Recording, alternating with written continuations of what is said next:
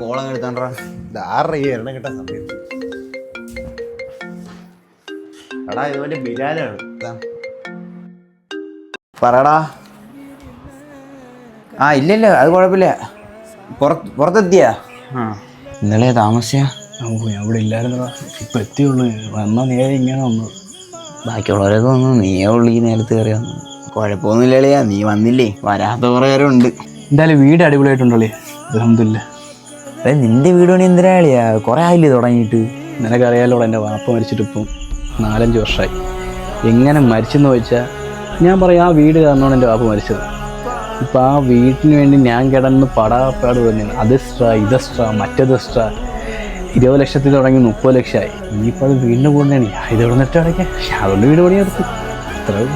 ബാക്കി പണിയും കൂടെ നോക്കാത്തണ്ടാ, അതങ്ങനെ ഇട്ടിരുന്നാലേ. പണിയൊന്നും ഉണ്ടോ? പക്ഷേ എല്ലാത്തിനും ഓരോരുത്തരും ഒരു ഇഷ്ടിക എടുത്ത് വെക്കണേനെ അവർക്ക് ഹിഡൻ ചാർജ് മറ്റേ ചാർജ് പറഞ്ഞുകൊണ്ടിരിക്കുന്നത്. എൻ്റെ ഇടയിൽ ഞാൻ ആർക്ക് കൊടുത്ത് പണി, എവിടെ കൊടുത്ത് പണി?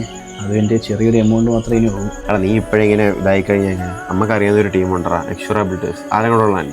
എനിക്കൊന്ന് 15 ലക്ഷം തൊട്ടാണ് ഒരു സ്റ്റാർട്ടിങ് ഉണ്ട്. സാധാരണക്കാരിക്കൊരു വീട് വയ്ക്കാൻ പറ്റുന്ന രീതിയിൽ തന്നെ അടുത്ത് തുടങ്ങിയത്. ആദ്യം മുതൽ അവസാനം വരെ എനിക്ക് കൂടെ നിൽക്കും. പറ്റിച്ചിട്ടൊന്നും പോകുന്ന ടീമല്ല. നമുക്ക് അവിടെ പോയി കാണാം. ഈ പറയണ 15 ലക്ഷം രൂപയൊക്കെ നടക്കൂടാ. ഇതേപോലെയാണ് ഓരോരുത്തരും പൈസ വാങ്ങിച്ചിട്ട് പോയത്. എടാ എന്നാ ഇത് നമുക്കറിയാവുന്ന ടീം തന്നെ. ഞാൻ നമ്പറാണ്, നീ എന്നെ വിളിച്ചു നോക്കും.